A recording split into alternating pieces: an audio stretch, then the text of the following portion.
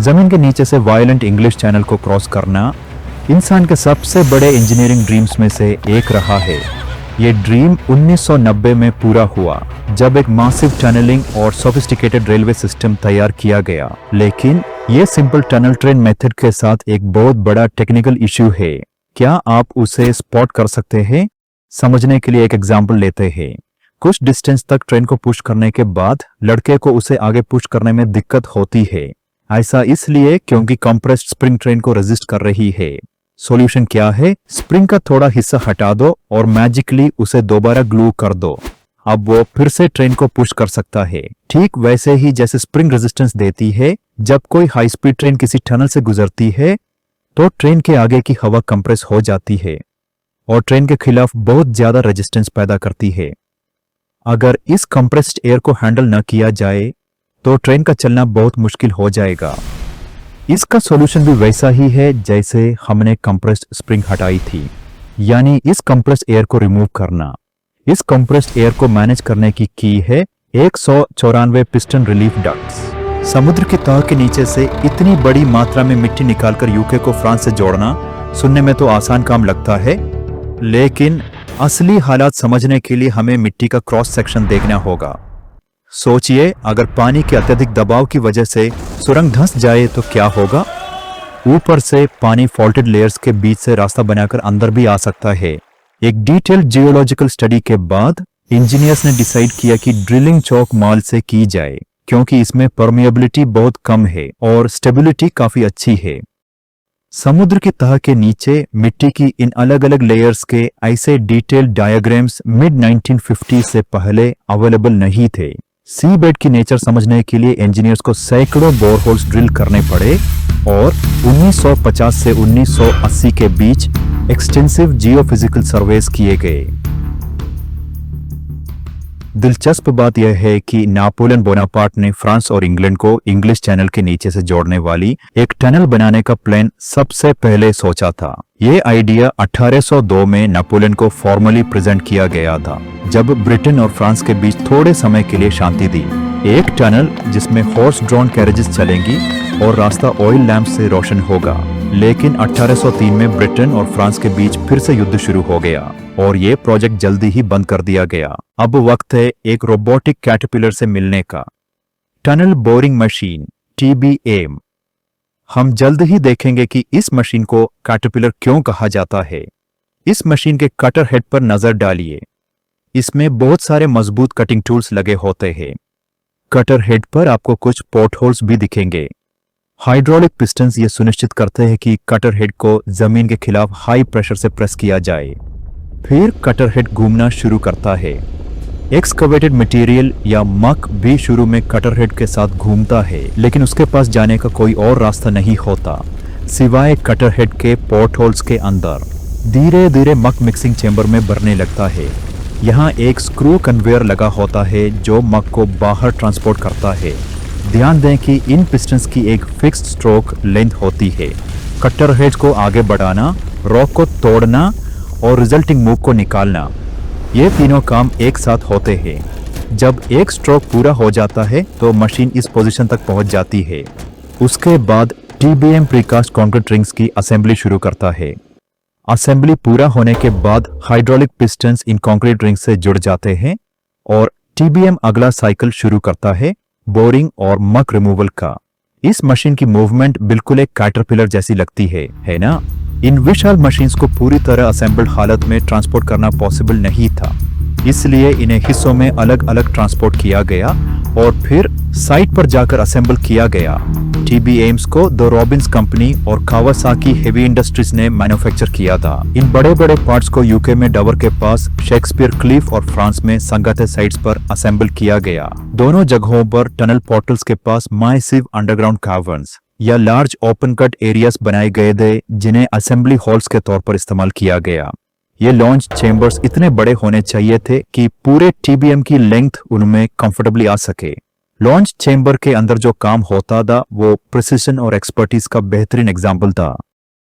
Engineers और technicians की एक स्किल्ड टीम कई हफ्तों तक मिलकर एक TBM को असेंबल करती थी। पूरी तरह असेंबल और टेस्ट होने के बाद टीबीएम तैयार हो जाता था अपनी लंबी और धीमी जर्नी शुरू करने के लिए। इंग्लिश चैनल के नीचे धीरे धीरे आगे बढ़ते हुए चैनल टनल प्रोजेक्ट के लिए 3 टनल्स की जरूरत थी, 2 मेन टनल्स और 1 सर्विस टनल। हमने पहले ही मेन टनल्स के बीच पिस्टन रिलीफ वाल्व्स देखे हैं। अभी इन क्रॉस पैसेजेस पर नजर डालिए। किसी भी मेन टनल में मेंटेनेंस वर्क के लिए सर्विस पर्सनल पहले सर्विस टनल में एंट्री करते हैं और फिर इन क्रॉस पैसेजेस से होते हुए मेन टनल तक पहुंचते हैं। जैसा कि हमने पहले डिस्कस किया था, इंजीनियर्स के लिए एक कंसिस्टेंट चॉक लेयर का डिस्कवरी बहुत बड़ी राहत थी। टीबीएमएस इसके थ्रू आसानी से पेनिट्रेट कर सकते थे, लेकिन इस लेयर का शेप देखिए। टीबीएमएस को इस लेयर के बीच से बिल्कुल सही तरीके से गुजरना था और अंत में मिडिल में मिलना था बिना किसी सिग्निफिकेंट ऑफसेट के। अगर टनल्स ऑफसेट के साथ मिलते तो प्रोजेक्ट एक डिजास्टर बन जाता। तो टीबीएमएस इतना कॉम्प्लिकेटेड कोर्स कैसे मेंटेन कर सकते थे? याद रखिए, इतनी डेप्थ पर सैटेलाइट मैपिंग जैसे जीपीएस काम नहीं करेगा। इसके लिए इंजीनियर्स को सबसे पहले सी बेड के नीचे एक पाथ क्रिएट करना पड़ा जिसके नोन कोऑर्डिनेट्स हो, यानी टनल एक्सिस लाइन, जिसे टीबीएम को स्ट्रिक्टली फॉलो करना था। इसके लिए चैनल टनल के क्लेवर सर्वेइंग टेक्निक्स और लेजर गाइडेंस सिस्टम का इस्तेमाल किया गया।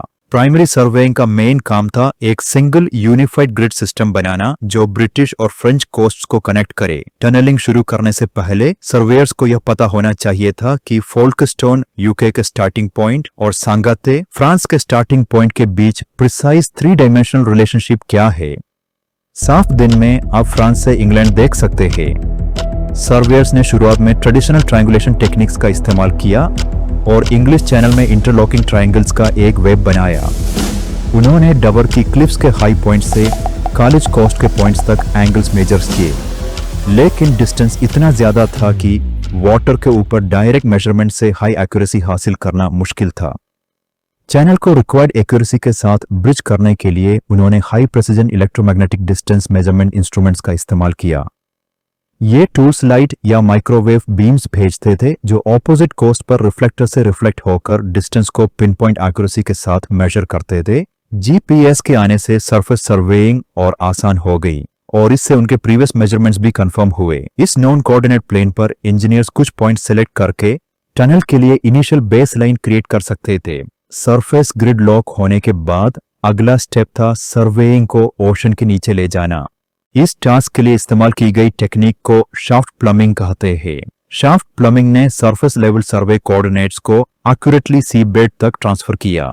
एक स्पेशलाइज्ड सर्वेइंग इंस्ट्रूमेंट जिसे जीनिथ प्लमेट कहते हैं, उसे बहुत प्रिसिशन के साथ शाफ्ट के टॉप पर मौजूद एक नॉन सर्वे पॉइंट के ऊपर सेटअप किया गया। यह इंस्ट्रूमेंट परफेक्टली ऊपर या नीचे देखने के लिए डिजाइन किया गया है। इसके ट्यूब ने प्लमेट को हवा की करंट से आइसोलेट किया। चैनल टनल के लिए ऑप्टिकल प्लमेट्स भी यूज किए गए। शाफ्ट के बॉटम पर एक और प्लमेट होता है जो परफेक्टली ऊपर देखता है ताकि सरफेस से आने वाली लासर या वायर्स के साथ अलाइन किया जा सके। जब यह अलाइनमेंट अचीव हो जाती है तो शाफ्ट के बॉटम का वो स्पॉट सी बेड पर नया कोऑर्डिनेट बन जाता है। डिटेल्ड जियोफिजिकल सर्वे से इंजीनियर्स को चौकमाल की डेप्थ पता थी। इन दोनों इंफॉर्मेशन को कंबाइन करके इंजीनियर्स ने टनल एक्सिस एस्टैब्लिश किया जिस पर कई कोऑर्डिनेट्स रखे गए।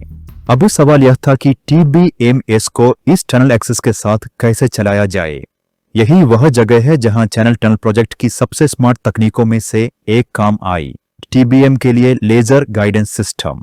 टनल के अंदर टीबीएम के पीछे एक लेजर थियोडोलिट माउंट किया गया। इसके अलावा टनल वॉल पर कुछ कंट्रोल पॉइंट्स भी लगाए गए। थियोडोलिट और कंट्रोल पॉइंट्स के कोऑर्डिनेट इंजीनियर को पहले से पता थे। टीबीएम के फ्रेम पर एक फोटो सेंसिटिव टारगेट माउंटेड किया गया था। इसकी पोजीशन भी मालूम थी। मान लीजिए कि कुछ मीटर आगे बढ़ने के बाद टीबीएम को टनल एक्सिस के साथ अलाइन करना था। कंट्रोल पॉइंट्स इस तरह इंग्रेड थे कि परफेक्ट अलाइनमेंट पर लेजर एग्जैक्टली टारगेट के सेंटर पर पड़ता। लेकिन अगर ड्राइवर ने आगे बढ़ते समय सही स्टीयरिंग नहीं किया तो ऑब्वियसली लेजर टारगेट के सेंटर से ऑफ पड़ जाएगा। ड्राइवर के कंट्रोल कैबिन में लगी कंप्यूटर सिस्टम तुरंत उसे इस एरर की जानकारी देती और वह करेक्टिव एक्शन ले सकता था। जैसे जैसे टीबीएम आगे बढ़ता, लेजर स्टेशन को पेरियोडिक्स की टीबीएम के आगे ले जाया जाता और नए एस्टैब्लिश्ड कंट्रोल पॉइंट्स के साथ एडजस्ट किया जाता। यह पेनस्टेकिंग प्रोसेस यह सुनिश्चित करता था कि टीबीएम का पाथ कभी मास्टर प्लान से डिविएट न करे। हालांकि चौक माल में ड्रिलिंग करना आसान था, लेकिन इस लेयर के अंदर फिशर्स बहुत डेंजरस थे। हेवी हाइड्रोस्टैटिक प्रेशर में टनल का कोलैप्स होने पर ह्यूमन लाइफ्स खतरे में पड़ती और टीबीएम्स हमेशा के लिए ट्रैप्ड हो सकते थे। यही इंजीनियर्स कभी भी होने नहीं देना चाहते थे। सॉल्यूशन था ड्रिलिंग शुरू करने से पहले सॉइल को मजबूत करना। ग्राउटिंग सॉइल को मजबूत करने का सबसे अच्छा तरीका था। टीबीएम्स में इस कैपेबिलिटी थी कि वे टनल फेस से आगे प्रोब होल्स ड्रिल कर सके। ये होल्स टीबीएम के आगे 100 मीटर या कभी कभी 250 मीटर तक एक्सटेंड कर सकते थे। अगर प्रोब ड्रिलिंग से अनफेवरेबल कंडीशंस पता चलती तो ग्राउट इन प्रोब होल्स के थ्रू इंजेक्ट किया जाता। इससे ग्राउंड इफेक्टिवली कंसोलिडेट होता, परमिएबिलिटी कम होती और चौक लेयर फिजिकली टीबीएम के बोर करने से पहले मजबूत हो जाती। यहाँ आपके लिए एक ब्रेन टीजर है। इंजीनियर्स ने मेन टनल से पहले सर्विस टनल ड्रिल किया। क्या आप बता सकते हैं कि मेन टनल्स के लिए ग्राउटिंग कैसे किया गया? इस इमेज में सब दिखाया गया है। सर्विस टनल पहले से ड्रिल किया हुआ था और इन रेडियल ड्रिल्स के माध्यम से मेन टनल्स के लिए ग्राउटिंग आसानी से किया जा सकता था। एक्सटेंसिव जियोलॉजिकल सर्वेस के बावजूद इंग्लिश चैनल के नीचे की प्रिसाइज ग्राउंड कंडीशंस केवल डायरेक्ट एक्सकवेशन से ही पूरी तरह समझी जा सकती थी। सर्विस टनल को पहले ड्रिल करके इंजीनियर्स ने रिस्क को मिटिगेट किया और मेन टनल की ग्रूटिंग भी आसान हो गई। इन स्मार्ट इंजीनियरिंग टेक्निक्स की मदद से दोनों टीबीएम्स सही कोर्स पर आगे बढ़ रहे थे, लेकिन जब दोनों मशीन्स 100 मीटर की दूरी पर आए तो दोनों ने हॉल्ट कर दिया। उस समय केवल एक मशीन आगे ड्रिल कर रही थी। इंजीनियर्स ने ऐसा क्यों किया? इस टेक्निक को सॉफ्ट डॉकिंग कहते हैं। दोनों टीबीएम्स को उनके आखिरी मीटिंग पॉइंट तक ऑपरेट करना जाहिर तौर से सुरक्षित तरीका नहीं था। एक और समस्या थी मिसअलाइनमेंट होने की संभावना। सॉफ्ट डॉकिंग का पहला स्टेप था इंग्लिश साइड से फ्रेंच साइड तक एक narrow 5 centimetre diameter probe drill करना। यह टास्क सफलतापूर्वक 30 अक्टूबर 1990 को पूरा हुआ। इससे कंफर्म हुआ कि टनल्स की अलाइनमेंट्स सही है। इंजीनियर्स के लिए यह एक बड़ी राहत थी। प्रोब की सफलता के बाद रिमेनिंग डिस्टेंस के लिए एक स्मॉल पायलट टनल हाथ से एक्सकवेट किया गया। इससे हिस्टोरिक हैंडशेक मोमेंट संभव हुआ 1 दिसंबर 1990 को, जब ब्रिटिश और फ्रेंच वर्कर्स पहली बार इंग्लिश चैनल के नीचे मिले। यह हैंडशेक उस समय का प्रतीक था जब पहली बार ग्रेट ब्रिटेन और मेनलैंड यूरोप के बीच लैंड कनेक्शन मौजूद हुआ। पिछली आइस एज के बाद अंत में फ्रेंच टीबीएम को सावधानी से आगे बढ़ाया गया और रिमेनिंग ग्राउंड को ब्रेक किया, जिससे मेन सर्विस टनल एक्सकवेशन पूरी हुई। यही फाइनल मशीन ब्रेक थ्रू था। अगर आप सोच रहे हैं कि यही चैनल टनल की फाइनल ज्योमेट्री है, तो आप गलत थे। असल में इंजीनियर्स ने एक और भी कॉम्प्लिकेटेड डिजाइन अपनाया, 2 क्रॉसओवर्स वाला डिजाइन। ऐसा क्यों किया गया? ये क्रॉसओवर्स इफेक्टिवली 50.5 किलोमीटर की सुरंग को 6 मैनेजेबल सेक्शंस में डिवाइड कर देते हैं। इससे क्या फायदा होता है? टनल के किसी एक सेक्शन में मेंटेनेंस वर्क किया जा सकता है और ट्रेन्स को क्रॉसओवर के माध्यम से दूसरी टनल में डाइवर्ट किया जा सकता है। इससे सिस्टम का एक बड़ा हिस्सा लगातार ऑपरेशनल रह सकता है। अगर किसी रनिंग टनल में कोई इंसिडेंट या ऑब्स्ट्रक्शन हो जाए तो क्रॉसओवर्स ट्रैफिक को रीरूट करने की सुविधा देते हैं, जिससे सर्विसेज में डिसरप्शन मिनिमम रहती है। आपने शायद चैनल टनल के शेक्सपियर क्लिफ पर ये बड़े एक्सियल फैंस देखे होंगे। ये किस लिए है? ये टनल में फ्रेश एयर सप्लाई के लिए है। टनल के दोनों एंड्स पर सर्विस टनल में फ्रेश एयर सप्लाई की जाती है। सर्विस टनल का एयर प्रेशर मेन टनल से थोड़ा ज्यादा रखा जाता है। यह फ्रेश एयर फिर कंट्रोल्ड लूवर्स और क्रॉस पैसेजेस में लगे डोर्स के माध्यम से मेन रनिंग टनल्स में फ्लो करती है। क्रॉस पैसेजेस सर्विस टनल को मेन रनिंग टनल से हर 375 मीटर पर जोड़ते हैं। इन पैसेजेस में ऐसे डोर्स लगे होते हैं जिन्हें खोल या बंद करके एयर फ्लो को कंट्रोल किया जा सकता है। इस प्रोजेक्ट के लिए कुल 11 टीबीएम्स इस्तेमाल किए गए, फ्रेंच साइड से 5 और इंग्लिश साइड से 6। थियोरेटिकली इस प्रोजेक्ट के लिए केवल 6 टीबीएम्स पर्याप्त थे। एक्स्ट्रा 5 टीबीएम्स इस्तेमाल करने का रीजन था डिफरेंट जियोलॉजिकल कंडीशंस। लैंड पर कोस्ट और टनल स्टार्टिंग पॉइंट्स के बीच की जियोलॉजी डीप सी चौक से अलग और ज्यादा कॉम्प्लेक्स थी। इन सेक्शंस के लिए वही TBMs इस्तेमाल करना फीजिबल नहीं था। लैंड टनलिंग के लिए यूके साइड पर 3 अलग TBMs और फ्रेंच साइड पर 2 TBMs यूज किए गए। हैरत की बात यह है कि इन 11 मशीनों में से 2 ने एक तरह से कंप्लीट सुसाइड कर दिया। मेरा मतलब है कि इन्हें जानबूझकर रॉक में ड्राइव करके बरी कर दिया गया, जिसे अक्सर TBM ब्यूरियल प्रेड्योर कहा जाता है। दोनों ही ब्रिटिश TBMs थी। TBMs पीछे नहीं चल सकते। इतनी दूर से इन मशीन्स को डिसमेंटल और ट्रांसपोर्ट करना बहुत मुश्किल और कॉस्टली काम था। 5 लैंड बेस्ड TBMs को पूरी तरह डिसमेंटल करके रिमूव किया गया। बाकी 4 को डिसमेंटल किया गया और केवल वैल्यूएबल कंपोनेंट्स को ही सैल्वेज किया गया। क्या आपने टनल के अंदर ये पाइप्स देखे हैं? ये किस लिए है? ट्रेन्स एयर फ्रिक्शन की वजह से हीट जनरेट करती है। ओपन में चलने वाली ट्रेन्स के लिए यह हीट आसानी से डिसिपेट हो जाती है, लेकिन टनल के अंदर ट्रेन्स के लिए हीट के पास निकलने की कोई जगह नहीं होती। अगर यह हीट एक्यूमुलेट हो जाए तो हाई टेम्परेचर सिस्टम में मैकेनिकल प्रॉब्लम्स भी पैदा कर सकती है। ये पाइप्स चिल्ड वाटर कैरी करती है और कंटिन्यूसली हीट को अब्सॉर्ब करती है। इस तरह इंजीनियर सिस्टम का सेफ टेम्परेचर 25 डिग्री सेल्सियस बनाए रखने में सक्षम रहते हैं। आइए चैनल टनल में एक वर्चुअल ट्रेन जर्नी करें और इस इंजीनियरिंग मार्वल को और डिटेल में समझें। ट्रेन फ्रेंच साइड के कोकेलिस से चैनल टनल में एंटर करती है।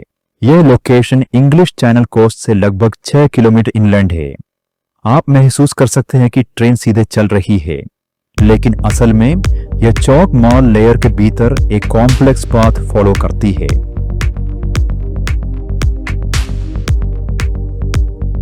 हमने पहले ही पिस्टन रिलीफ डक्ट्स का इस्तेमाल देखा है। टनल एंट्रेंस से 12 किलोमीटर ट्रैवल करने के बाद आप पहले रेल क्रॉसओवर से मिलेंगे।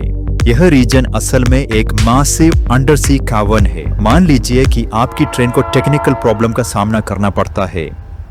थैंक्स टू 2 क्रॉसओवर्स जो टनल को 6 सेक्शंस में डिवाइड करते हैं, चैनल टनल सर्विस फिर भी जारी रहती है। इस समय एक स्पेशलाइज्ड मेंटेनेंस व्हीकल टनल में एंटर करता है। सर्विस टनल में लगा रोबस्ट गेट खुलता है। इन क्रॉस पैसेजेस के माध्यम से मेंटेनेंस पर्सनल रनिंग टनल में एंटर कर सकते हैं। ध्यान दें कि सर्विस टनल का प्रेशर मेन टनल से अधिक रखा जाता है। अगर रनिंग टनल में फायर हो जाए तो यह हायर प्रेशर सुनिश्चित करता है कि स्मोक और फायर सर्विस टनल में न फैले। इस तरह यह सेफ इवैक्यूएशन रूट के रूप में भी काम करता है।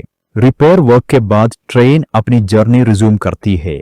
ट्रेन इंग्लिश साइड के फोल्केस्टन केंट में चैनल टनल से बाहर निकलती है और अंततः यूके टर्मिनल पहुंचती है। अगले सर्विस के लिए ट्रेन को टर्न अराउंड करना पड़ता है और फिर यह फ्रांस की रिटर्न सर्विस के लिए तैयार हो जाती है। अगर आपको यह वीडियो हेल्पफुल लगा तो हमें लाइक और कमेंट करके जरूर बताएं। आप इसे शेयर भी कर सकते हैं और हमारे चैनल को सब्सक्राइब करना न भूलें। हमारे अपकमिंग प्रोजेक्ट्स के बारे में जानने के लिए हमारी वेबसाइट jaescompany.com पर जरूर विजिट करें।